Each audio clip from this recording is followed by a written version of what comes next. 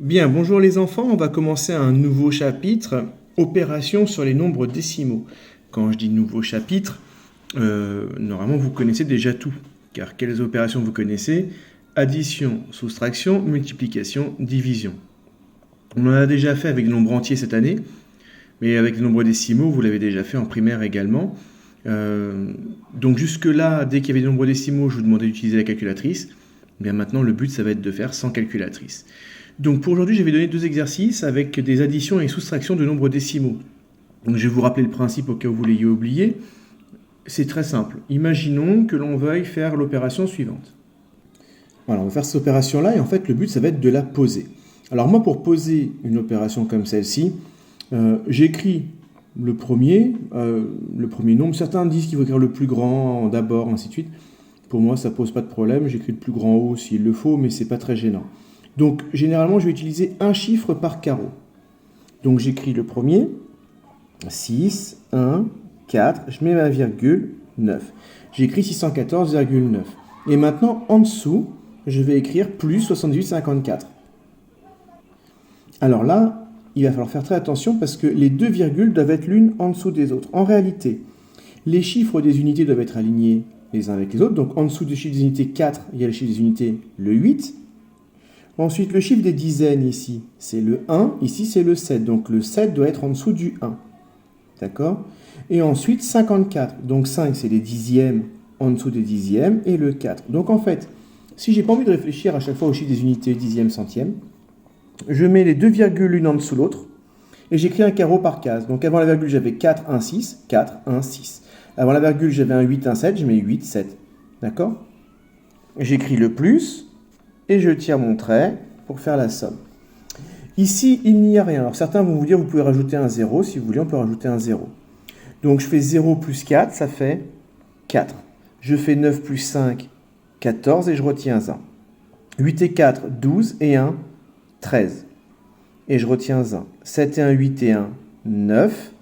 Et en dessous du 6, il n'y a rien, donc c'est 6 plus 0, ça fait 6. Et la virgule était ici, je n'oublie surtout pas de mettre la virgule. On va en faire une seconde si vous voulez. Donc ici, si je veux additionner 5692 plus 547 plus 369,36, généralement je mets le plus grand en haut. On n'est pas obligé pour l'addition, je le répète, mais comme pour la soustraction on met toujours le plus grand en haut, donc bien, je fais pareil pour l'addition. Si on veut, c'est pas obligé, on peut rajouter un 0 ici. Et maintenant je fais 7 plus 0, 7. 6 plus 4, 10, donc je mets 0 et je retiens 1. 5 et 1, la retenue 6, plus 3, 9. J'ai la virgule, je la remets. Généralement, essayez de la mettre tout de suite, parce que souvent vous oubliez sinon à la fin. 9 plus 2, 11, j'écris 1 et je retiens 1. 9 plus la retenue 10 et 6, 16, donc je retiens 1. 6 et 3, 9 et 1, 10, donc je mets 0 et je retiens 1. 5 et 1, 6. Voilà comment ça fonctionne. D'accord ? C'est comme une addition avec des nombres entiers, sauf qu'il faut bien penser à aligner les virgules et à la remettre en bas au résultat. Maintenant, imaginons qu'on veuille faire une soustraction. Eh bien là, il n'y a pas le choix. Le plus grand nombre doit être en haut, obligatoirement. Parce que si vous faites le plus petit moins le plus grand, pour l'instant, c'est impossible pour vous, car on est dans un ensemble d'entiers positifs. L'année prochaine, en 5e, vous verrez des entiers négatifs, donc on pourra faire le plus petit moins le plus grand. D'ailleurs, on en a déjà parlé en classe. Si vous faites 4 moins 5, vous vous rappelez, vous avez 4 degrés et la température baisse de 5 degrés, ça fait moins 1. Ça, c'est au programme de 5e. Nous, pour l'instant, en 6e, on doit considérer que faire un nombre moins un nombre qui est plus grand, c'est impossible. Donc là, on met toujours le plus grand en haut. Si vous remarquez bien, j'ai aligné les virgules, et comme tout à l'heure, là, ici, il n'y a rien au-dessus du 3. Donc là, par contre, on n'a pas le choix pour la soustraction. Il faut impérativement rajouter le 0. Et maintenant, on fait la soustraction comme d'habitude. Il faudra juste penser à remettre la virgule quand ici, il y a une virgule. C'est tout. Sinon, c'est pareil. On fait donc 0, c'est comme avec les nombres entiers. 0 moins 3, pas possible. Donc, je rajoute une dizaine ici et je la retiens là. 10 moins 3, 7. 1 moins 10, c'est pas possible, je mets une retenue. 11 moins 10, 11 moins 10, ça fait 1. 5 moins 5, 0. La virgule, je l'ai déjà reportée. 3 moins 1, 2. 4 moins 8, pas possible, je mets une retenue. 14 moins 8, 6. 2 moins 10, pas possible, je mets une retenue. 12 moins 10, 2. Et 6 moins 1, 5. Et on a terminé. D'accord? Il n'y a aucune difficulté, c'est exactement comme avec des nombres entiers, sauf qu'il faut bien penser à aligner les virgules. Quand il y avait des nombres entiers, on alignait bien les unités avec les unités, les dizaines avec les dizaines. Là, c'est pareil, il y a juste la virgule en plus. Donc on commence par addition-soustraction. Et on va écrire la méthode. Donc pour poser une addition ou une soustraction, c'est pareil.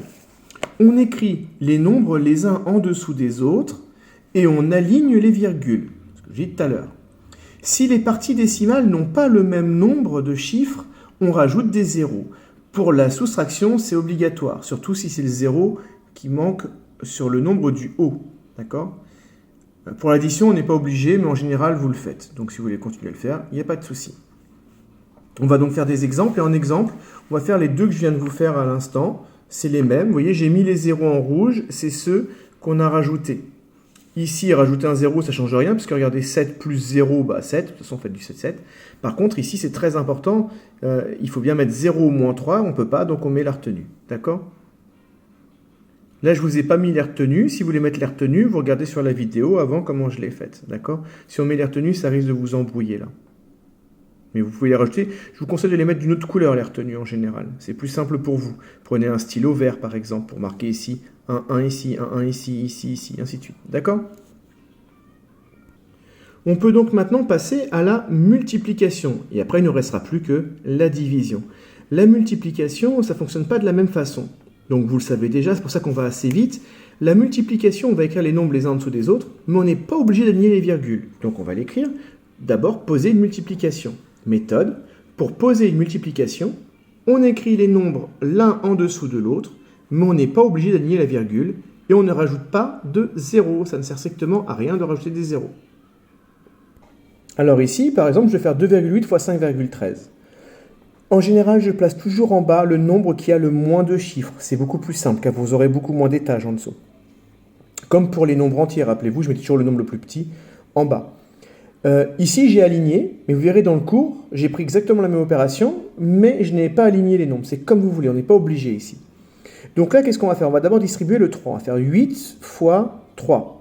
8 fois 3, 24. J'ai 4 et je retiens 2. Je vous conseille de l'écrire d'une autre couleur. Hein, d'accord? Dans le cours, ça sera écrit d'une autre couleur. Ensuite, je fais 8 fois 1. 8 et les deux qui sont retenus, 10. Et je retiens 1. 8 fois 5, 40, plus la retenue, 41. Maintenant, je vais multiplier par 2. En réalité, ce n'est pas par 2. S'il n'y avait pas les virgules, ça serait par 20. Donc d'abord, on va faire un décalage. Vous vous souvenez, on met un 0. Il y en a qui mettent une croix, il y en a qui mettent un point. Faites ce que vous voulez, mais vous faites un décalage. Ensuite, ces retenues-là, je peux les enlever parce qu'elles m'ont servi pour le premier calcul. J'en ai plus besoin maintenant.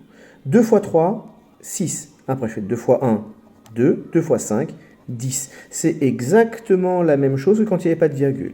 Et maintenant, ces deux résultats, je les additionne. 4 plus 0, 4. 6 plus 0, 6. 2 et 1, 3. 4 plus 0, 4 et 1. Et c'est là que ça change. La virgule, je ne vais pas la mettre ici. Je ne vais pas l'aligner. Je compte, il y avait un chiffre après la virgule ici, un deuxième ici, ça fait 2 chiffres après la virgule, et un troisième ici. 3 chiffres après la virgule. 1, 2, 3. 3 chiffres après la virgule. Donc quand on fait une multiplication, on n'est pas obligé d'aligner les virgules. Et au résultat, on n'aligne toujours pas la virgule, on compte le nombre de chiffres qu'il y avait après la virgule, et on reporte en bas. On peut donc écrire, attention, pour placer la virgule au résultat, on compte le nombre total de chiffres qui se trouvent après la virgule dans toute l'opération, pas uniquement sur la ligne du haut et la ligne du bas. Et donc, on va faire des exemples, 2 exemples. Là, c'est le premier exemple, c'est celui qu'on vient de faire sur feuille. Vous voyez, là, je n'ai pas aligné les virgules exprès. J'ai distribué le 8, je l'ai fait en bleu. Ensuite, j'ai distribué le 2, 2 fois... Alors, j'ai fait le décalage, 0, 2 fois 3, 6... 2 fois 1, 2, 2 fois 5, 10. Vous voyez, je l'écris en rouge pour ne pas confondre. Et après, j'ai additionné, je trouve le même résultat que tout à l'heure. Il y a 3 chiffres après la virgule, ici, 1, 2, 3. Donc en bas, il y a 3 chiffres après la virgule. Maintenant, celui-ci. D'abord, je distribue le 2. Vous voyez, je n'ai pas aligné les virgules, elles ne sont pas du tout alignées. J'ai un chiffre là après la virgule, et là j'en ai 1, 2, 3. 3 plus 1, 4. Il y a 4 chiffres après la virgule. Donc dans mon résultat, il y aura 4 chiffres après la virgule. J'ai distribué le 2 d'abord en bleu. 2 fois 7, 14. Et je retiens 1. Vous voyez, la retenue qui est barrée, c'était un 1. 2 fois 4, 8. Et la retenue, 9. 2 fois 1, 2.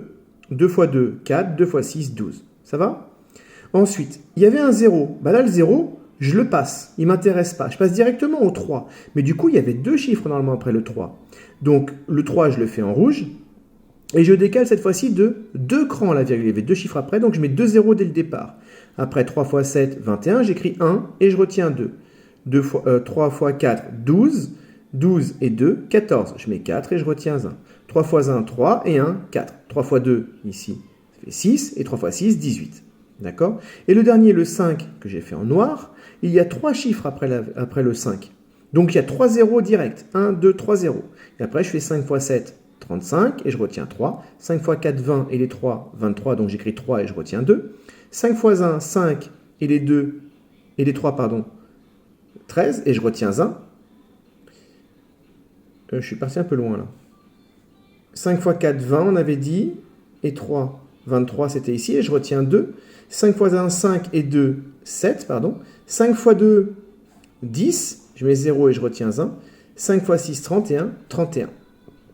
Voilà, j'avoue que je ne vois pas trop ce que je fais parce qu'avec le téléphone dans les mains, je me perturbe un petit peu. Il y a des indications qui me gênent. Donc globalement, voilà, vous savez tous faire ça. Après, on additionne, 4 plus 0, 9 plus 0, 2 plus 1, 3, bref. Voilà la technique pour multiplier. Donc pour aujourd'hui, je vous demande juste de copier ce cours, un exercice d'application sur les multiplications, vous allez vous entraîner, et la prochaine fois, on avancera différents types de multiplications, multipliés par 10, 100, 1000, 10 000, par 0,1, 0,01, et ainsi de suite. D'accord? Amusez-vous bien, profitez bien de ce week-end prolongé, et je vous dis à très bientôt.